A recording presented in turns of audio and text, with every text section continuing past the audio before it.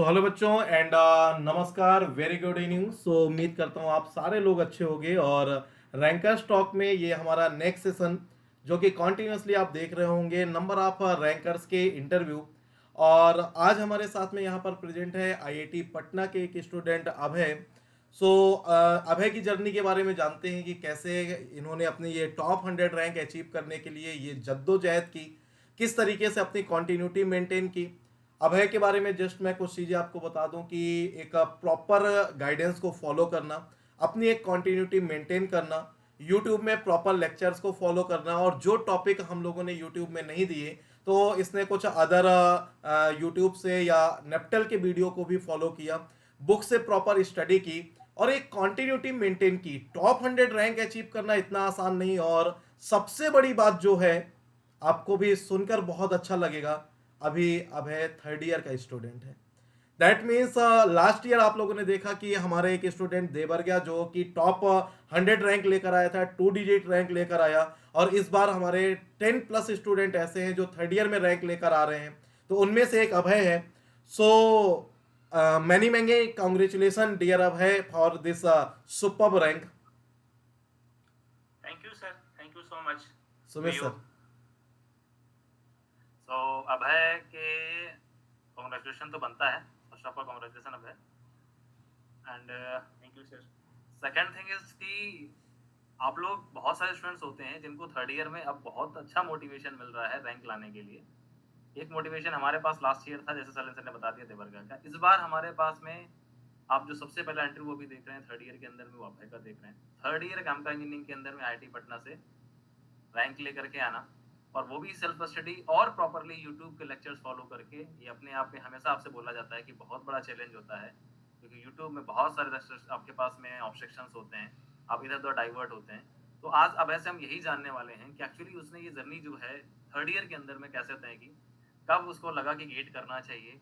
और एक्चुअली जो एक मिथ है जो कि आईआईटीएंस जो है ना वो गेट एग्जाम नहीं देते हैं, लेकिन अभय को गेट एग्जाम देने का मोटिवेशन क्यों लगा, ठीक है ना, तो ये अभय से ही जानते हैं। तो बेटा पहली चीज़ ये है कि आप आईआईटी पटना से हो, थर्ड ईयर में हो, लेकिन जनरली ये एक मिथ बोला जाता है कि आईआईटीएंस गेट एग्जाम नहीं देते हैं। तो आपको एक्चुअली गेट एग्जाम देने का मोटिवेशन कहाँ से मिला? सर एक्चुअली जब मैंने जेई की परीक्षा पास की थी तो उसके बाद लगा था कि मतलब आईआईटी वगैरह आ गया तो जॉब वगैरह मिल जाएगा आराम से। तो मैंने जब अंदर कैंपस के अंदर आया तो देखा कि कोडिंग कल्चर काफ़ी डेवलप्ड है यहाँ की, सारे बच्चे कोडिंग कर रहे हैं। तो मैंने भी उस समय पीयर प्रेशर में मैंने कोडिंग स्टार्ट कर दिया था। तो मैंने 2-4 महीने कोडिंग करा था, लैंग्वेज सीखा था वगैरह, क्वेश्चन वगैरह बनाया था। फिर मुझे धीरे धीरे लगा कि मुझसे ये नहीं हो पाएगा, मतलब ये मुझे इंटरेस्ट नहीं है एक्चुअली। मैं एक दिन करता था, 2 दिन छोड़ देता था। मुझे अभी भी वो जेई की वो कॉपी वाली रगड़न अभी भी मतलब वो लगती थी कि हाँ ये मैं कर सकता हूँ, ये मेरा स्ट्रॉन्गेस्ट पार्ट है। मैं क्वेश्चन सॉल्व ही कर सकता हूँ, मैं एग्जाम ही निकाल सकता हूँ, इससे ज़्यादा मेरी मतलब इधर कंप्यूटर पे वगैरह मैं बैकग्राउंड रही नहीं है। तो मैं जब कॉलेज में आया तो देखा कि सारे बच्चे कोडिंग कर रहे हैं। तब मैंने सरेंद्र सर की एक वीडियो देखी थी गेट की, और मैं एक्चुअली गेट का नाम भी सर के मुंह से ही सुना था कि हाँ गेट ऐसा होता है, पीएसयू वगैरह मिलता है वहाँ से, और पीएसयू की जॉब लाइफ ऐसी होती है, वो पर्क्स इतने अच्छे होते हैं, सैलरी इतनी अच्छी होती है, सरकारी का फील आएगा। तो मैंने स्टार्ट किया था कि कैसे करना होगा। फिर मैंने सिलेबस वगैरह डाउनलोड किया आईटी के साइट से जाकर। फिर सैलेंद्र सर को देखा कि वीडियो कहाँ से स्टार्ट करूँ, तो सीपीसी की पढ़ी हुई थी चैप्टर सब्जेक्ट की। और उस समय वो हमारे थर्ड सेमेस्टर में जब मैं आया तो वो सीपीसी हमारे मतलब सेमेस्टर में भी चल रही थी। तो मैंने सीपीसी से स्टार्ट करा था ये जर्नी। वहाँ से थोड़ा थोड़ा पढ़ा था, थोड़ा थोड़ा पढ़ के मतलब जो भी लेक्चर्स यूट्यूब पे कंप्लीट हुए थे वो मैंने किए। उसके बाद मैं देखा कि पीवाईक्यू सॉल्व हो रहे हैं मुझसे नहीं। तो एक्चुअली मैं जेई का था तो मैंने प्रैक्टिस वगैरह तो किया था, चीज़ें मुझे समझ आ जाती थी जल्दी। तो मैंने सर के यूट्यूब के लेक्चर्स करके ही लगभग लगभग मेरे सारे मतलब 80% पीवाईक्यू बन जाते थे।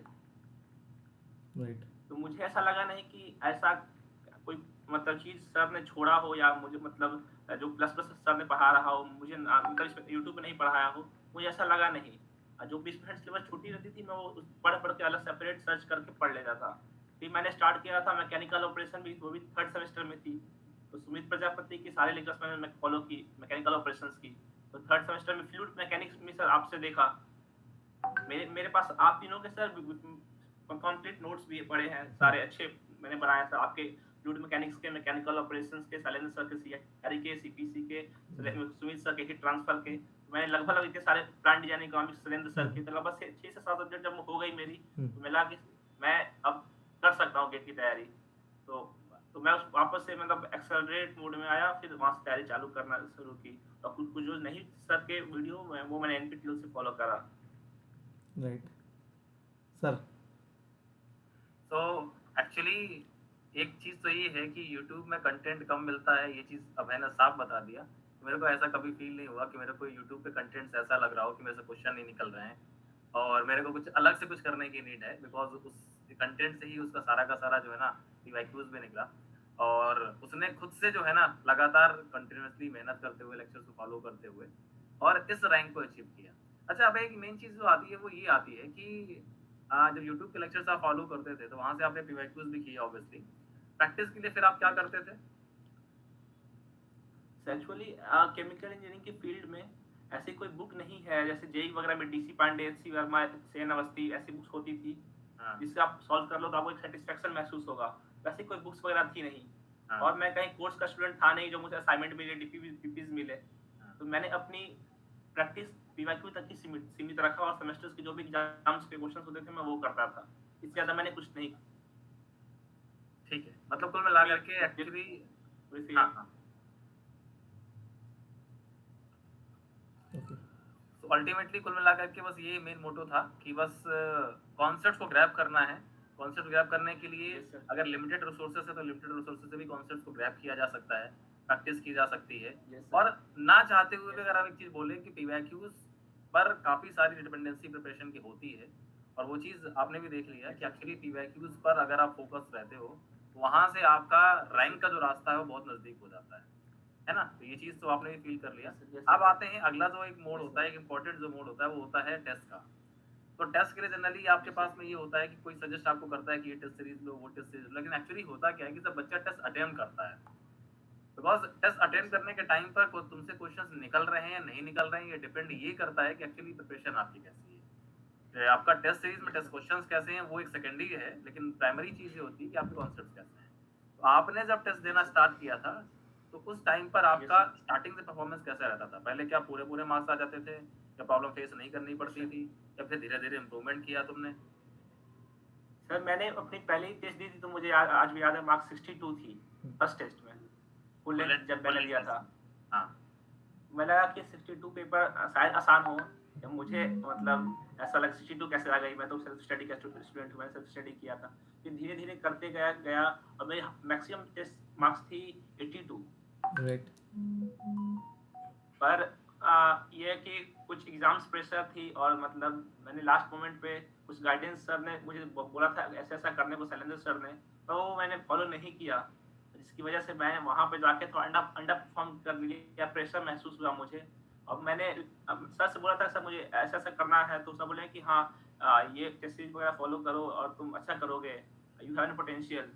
पर फिर भी मैंने वो नहीं फॉलो किया सर को, और I really underperformed what I actually do in the exam.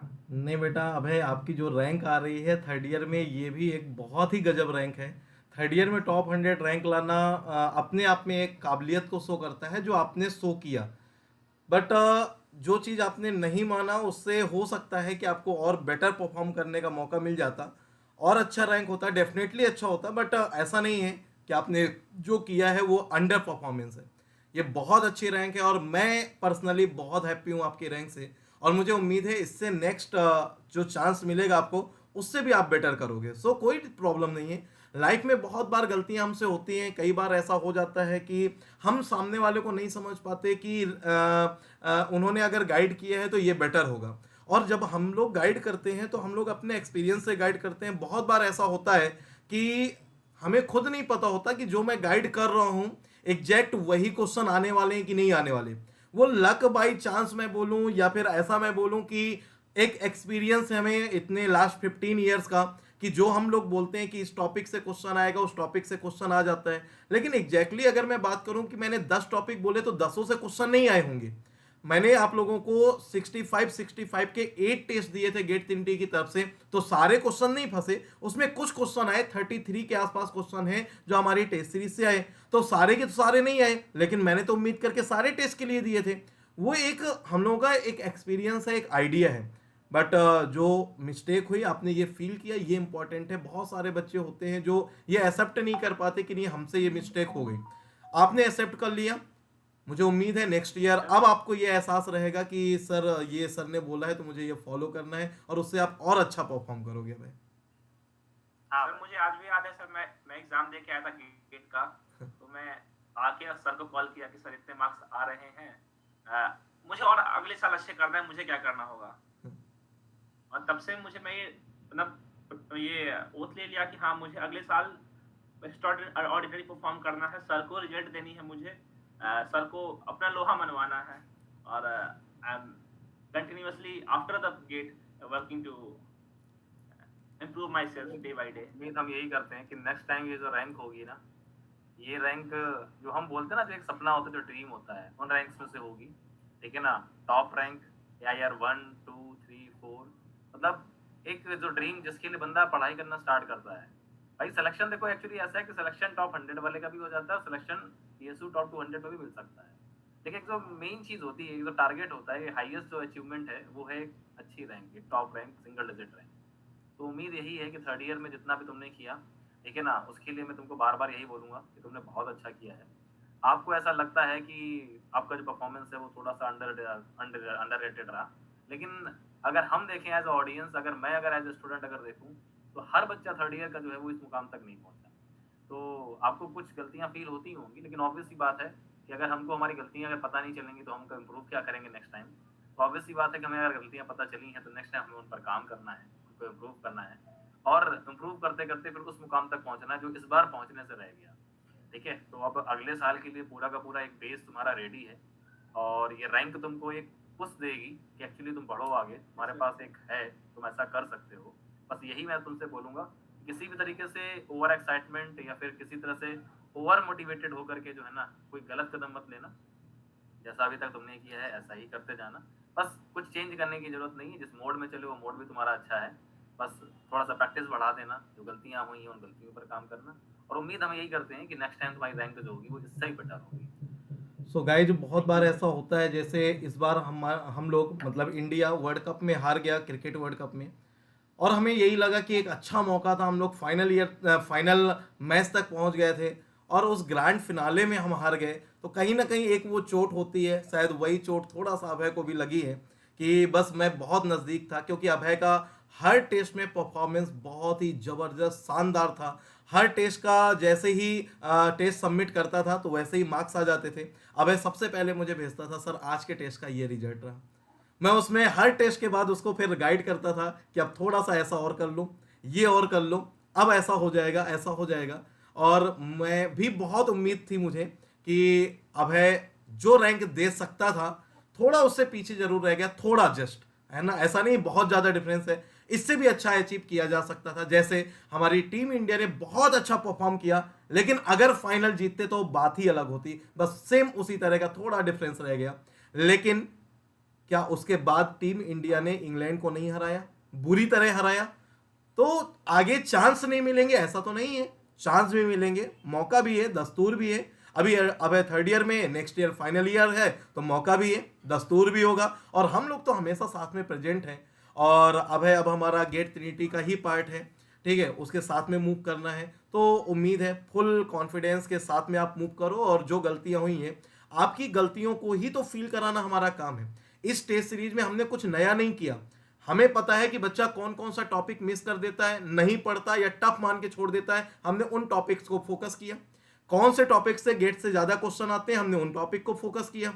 किस तरीके से न्यू कॉन्सेप्ट आप तक पहुंचाने, हमने वो वर्क किया। और सबसे बड़ी बात कि कितना ट्रिक के साथ हम क्वेश्चन देखने में लेंदी हो सकता है, लेकिन उसको 4 लाइन में सॉल्व करके 1 मिनट के अंदर हम 2 मार्क्स वाला क्वेश्चन भी सॉल्व कर सके, हमने उस तरह की ट्रिक्स प्रोवाइड की अपने सोल्यूशन में। और जो भी अदर टेस्ट सीरीज से अगर हम कंपेयर करें, तो वहां पर जो भी सोल्यूशन होता है और हमारे सोल्यूशन में डिफरेंस था कि हमने एक एक स्टेप सोल्यूशन प्रोवाइड किया। भले ही 1 नंबर का 1 लाइन का क्वेश्चन हो, उसको डिटेल में हमने समझाया, और हमारा बस एक ही एम था कि ये 8 टेस्ट करने के बाद बच्चे ने भले ही कोई सब्जेक्ट नहीं पढ़ा, पूरा गेट की तैयारी नहीं की, लेकिन ये 8 सब्जेक्ट पढ़ने के बाद बच्चे को एक वो आइडिया हो जाएगा कि इस सब्जेक्ट का अगर ऐसा क्वेश्चन आता है मैं कल ले जाऊंगा, उसका बहुत सारे बच्चों को बेनिफिट मिला।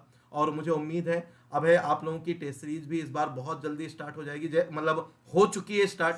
जो भी बच्चे कोर्स कर रहे हैं उन बच्चों के प्रोसेस कैलकुलेशन के 3 टेस्ट हो चुके हैं, हीट ट्रांसफर के 2 टेस्ट हो चुके हैं, मतलब 5 टेस्ट हमारे गेट 2025 के टेस्ट सीरीज के स्टार्ट हो गए हैं। सो अब आप अभी से यहाँ से मूव करोगे। अब हमें ये नहीं है कि अगस्त सितंबर अक्टूबर में हम लोग टेस्ट सीरीज स्टार्ट करेंगे, तो इस बार बहुत अच्छा होगा। और बस अब है as a third year student आपने जो अचीव किया वो ऑसम है। सच में दिल करता है कि ऐसे बच्चे हमेशा हमारे कांटेक्ट में हों और ऐसे परफॉर्मेंस से आगे आने वाले अपने जूनियर्स को प्रेरित करें और अपने माँ बाप का, अपने पेरेंट्स का, अपने टीचर्स का सर गर्व से ऊंचा करें। आपने वो किया है और मुझे उम्मीद है कि आपके पेरेंट्स बहुत हैप्पी होंगे और नेक्स्ट ईयर आप उससे भी अच्छा करोगे। हमारी बेस्ट विशेज आपके साथ हैं। एट द एंड आज क्योंकि टाइम कम है, अब है आपके साथ एक फिर डिटेल सेशन प्लान करेंगे जिसने मतलब ये सब गेट 8 का रिजल्ट के बाद ये सब फिनिश हो जाए। अभी हम लोगों का एक इवेंट है, उम्मीद करता हूँ आप अगर उस इवेंट में प्रेजेंट रहोगे। आपने कुछ मजबूरियां बताई थी बट मैं उम्मीद करता हूँ कि अगर आप आते हो तो अगर उस इवेंट में होगे तो एक अलग ही आपको एक्सपीरियंस मिलेगा और यहाँ से जो एक एक्सपोजर मिलेगा, जो है एक आपको मोटिवेशन मिलेगा, वो फाइनल ईयर में आपको एक अलग लेवल पर लेके जाएगा। आपको ये फील होगा कि जब आप टॉप रैंकर से मिलोगे, टॉप 10 रैंकर से मिलोगे, तो भाई उसमें और ऐसा क्या चीजें हैं सीखने की जो शायद मेरे अंदर कमी रह गई, वो आपको नेक्स्ट ईयर अपने आप को एक्सप्लोर करने के लिए और आपके अंदर काबिलियत लेकर आएगा। तो एट द एंड मैं आपके जो फ्रेंड्स हैं जो इस बार थर्ड ईयर में थे या आपके जो जूनियर्स हैं किसी भी इंस्टीट्यूट के हों, सेकेंड ईयर में थे वो जूनियर हैं, तो आप उनको कैसे गाइड करोगे कि आपकी तरह वो भी थर्ड ईयर में परफॉर्म कर सके?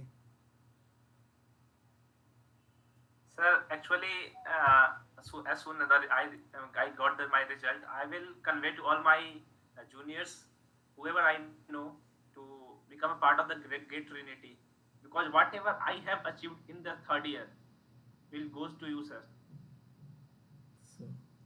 So guys, Because I dedicate my complete result, whatever I have achieved, the rank, the marks, that completely goes to you, sir. Because मैंने जब तैयारी फेज में था तो मैंने बहुत सारे फैकल्टीज वगैरह को मैसेज किया करता था, सर ये बता दीजिए मुझे ये कैसे होगा, वो कैसे होगा, पर nobody replied me, sir. Except both of you, nobody replied me. Actually main thing is that कि बच्चा सीरियस कितना है, किस मोड से प्रेशन कर रहा है वो ज़रूरी नहीं है। मोड ज़रूरी ये है कि आप सीरियस कितना हो, और अभय का सीरियसनेस ही उसका रिजल्ट है। भले उसकी रैंक ये आई होती है, उससे भी थोड़ी अगर हाई भी हो जाती, ठीक है ना, तो भी मैं यही बोलता कि उसका हार्डवर्क जो है ना वो आज पे ऑफ हुआ है। तो ऑब्वियस सी बात ये है कि तुम अब हजारों स्टूडेंट्स के लिए मोटिवेशन बन चुके हो, और ऑब्वियस सी बात ये है कि अब नेक्स्ट ईयर हजारों निगाहें तुमको देख रही होंगी। देखते हैं इस बार तुम्हारा ऐसा तो नहीं कि तुक्का लग गया हो। हमेशा हम बच्चों से बोलते हैं थर्ड ईयर वालों से, नेक्स्ट ईयर तुम्हारे पास अब बहुत बड़ा चैलेंज है कि ये रिदम को मेंटेन करके रखना है। रैंक इससे बेटर ही होनी चाहिए, इससे वर्स्ट ना हो, है ना। तो हमारी बेस्ट विशेष तुम्हारे साथ हमेशा है। जो सपोर्ट तुमको अभी मिला है, अभी तक तो हमारे पास कुछ बाउंडेशंस थी कि आप कॉन्टैक्ट शेयर नहीं कर सकते हो, आप ज़्यादा बात नहीं कर सकते हो, एसेट्रा एसेट्रा। अब कोई बाउंडेशन नहीं है, हम तुमसे मिल भी सकते हैं, हम तुमसे बात भी कर सकते हैं, ठीक है ना। और कैसा भी तुमको सपोर्ट चाहिए, अपने एंड से जितना हम हो सकता है उतना पूरा तुमको प्रोवाइड करेंगे, ठीक है। 24/7 अब स्टूडेंट्स के लिए ही काम करना है। तो आप जैसे अगर और स्टूडेंट्स हमारे सामने अगर आएंगे तो ऑब्वियसली बात है उनके लिए भी हमेशा हमेशा एज ए सपोर्ट रहेगा, ठीक है। तो आई थिंक आज टाइम ज़्यादा नहीं है तो आज ज़्यादा बातें तो नहीं हो पाएंगी, बट फाइनली मैं इतना ही कहना चाहूँगा कि कंटिन्यू करो, आप आगे बढ़ो, हम तुम्हारे साथ हैं, ठीक है ना। और ऐसे ही चमकते रहो, अपने पेरेंट्स का, अपने टीचर्स का, अपने कॉलेज का नाम रोशन करो, और ये सबसे बड़ी चीज़ होती है बिकॉज सबका कुछ ना कुछ कंट्रीब्यूशन है आपकी सक्सेस के अंदर में, ठीक है ना। तो सबको थैंक यू होना चाहिए। सो अंगेर, कॉन्ग्रेचुलेशन बेटा, and thank you for joining. Thank you so much, sir. Thank you बेटा एंड कॉन्ग्रेचुलेशन अगेन। बस आगे बढ़ते रहो, ऐसे चमकते रहो और अपने पेरेंट्स का, टीचर्स का नाम रोशन करते रहो, अपने कॉलेज का नाम रोशन करो। मेरी बेस्ट विशेज हमेशा आपके साथ है। थैंक यू बेटा। Thank you so much, sir. So guys, जैसा कि आप लोगों ने देखा, अभय के साथ ये हम लोग सेशन कंटिन्यू कर रहे थे। अब आप लोगों के लिए कुछ इन्फॉर्मेशन है कि आप लोगों का न्यू बैच हम लोगों ने लॉन्च किया है, प्रयास बैच। बहुत सारे बच्चे वेट कर रहे थे गेट का रिजल्ट आ जाए देन हम कंटिन्यू करें, तो उन बच्चों के लिए ये बैच है। यहाँ पर आपके पास ऑप्शन अवेलेबल है 1 ईयर, 9 मंथ, 6 मंथ कोर्स का, किसी भी तरीके से आप मूव करिए, बट मूव करना इंपॉर्टेंट है। 22 मार्च से आप लोगों का सीआरई के साथ मैं न्यू बैच स्टार्ट कर रहा हूँ, प्रयास बैच। ये लोवेस्ट कॉस्ट में होगा। यहाँ पर आपको कूपन कोड यूज करना होगा प्रयास, और गेट रिजल्ट आने से लेकर 3 दिन तक ये हमारा ऑफर वैलिड रहेगा, जिसमें आप लोग मूव कर सकते हो, अपनी जर्नी को स्टार्ट कर सकते हो, और 25 में अभय की तरह ही और जितने हमारे रैंकर्स हैं उनकी तरह कुछ बेहतरीन परफॉर्म करिए, कुछ टॉप 100 रैंक लेकर आइए, अपना करियर संवारिए, अपने कॉलेज, अपने पेरेंट्स, अपने टीचर का नाम रोशन करिए, और अपने करियर में पीक पर पहुंचिए। हमारी बेस्ट विशेष है आपके साथ, और इस प्रयास बैच में आप इनरोल करिए, मस्ट फॉर्म में आप अपनी जर्नी को कंटिन्यू करिए। तो ये सेशन आज यहीं पर एंड करेंगे। Thank you very much, love you all, take care and bye bye बेटा, हंसते रहिए।